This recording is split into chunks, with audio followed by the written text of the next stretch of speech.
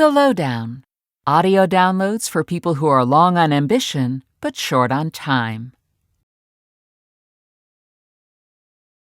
The Lowdown. Improve Your Speech, British English, Level 2. Written by David Gwilym and Deirdre Morris and presented by David Gwilym. Hello, and welcome to Improve Your Speech Part 2, specially designed for speakers of British English. There's a saying you may have heard: open your mouth and your soul flies out. This means that your voice reveals who you are and how you feel about yourself. It reveals your background, your level of education, your ability to understand. People make assumptions about you the minute you open your mouth.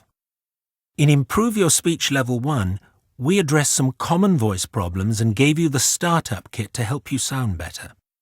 In Improve Your Speech Level 2, we aim to carry you to new vocal heights.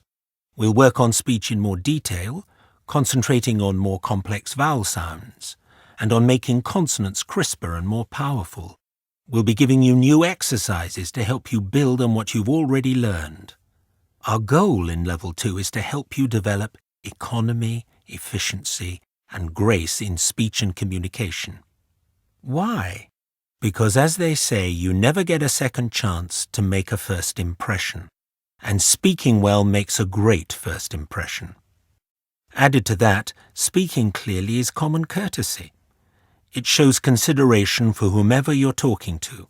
It shouldn't be the listener who has to figure out whether when you say, "feel that," you mean feel that or fill that. Yes, the bulk of speech recognition is based on context. For example, feel that cloth or fill that bucket. But listeners shouldn't have to rely on that and work too hard to decipher sound and thus meaning. Ask yourself where you think the responsibility should lie: on the listener to listen harder, or on the speaker to speak more clearly. If it's the latter, then let's begin. Part 1. Preparing to speak. Let's quickly recap. What do you need in order to be able to speak? Air. So number 1, you breathe in. How simple is that? But do you remember exactly what is involved in breathing in? Let's go through it quickly. What draws air into the body? Your nose? Well, try taking in air through your nose without moving any other part of the body. See? Impossible. It all starts with the diaphragm, which is that flat muscle below your lungs. The diaphragm pulls down, creates a vacuum in your rib cage, and the lungs expand to fill that vacuum.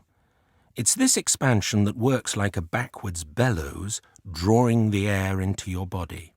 And remember, the lower the diaphragm descends, the lower the breath is taken in.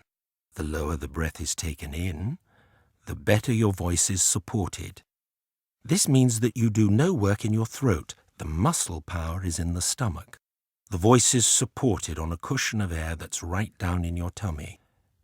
And by the way, the diaphragm can't descend if you're desperately trying to hold your tummy in. So away with the corsets when it comes to voice. Let's try the twist, so you can feel the air going lower into your body. A general note: some of the exercises I'll be giving you can be done in public, and some should perhaps only be done in private. But all require concentration, so make sure you're in a safe environment where you can give the exercises your full attention.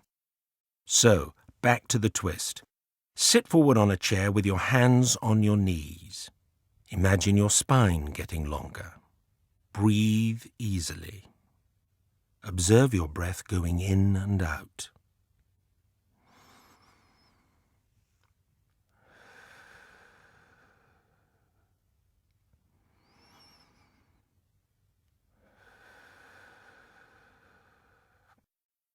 After an out-breath, twist your upper body 90 degrees to the right without moving your hips or knees. Rest your right hand on the back of the chair and allow the breath in through your nose as you twist. You should feel the space at the bottom of your ribs fill with air.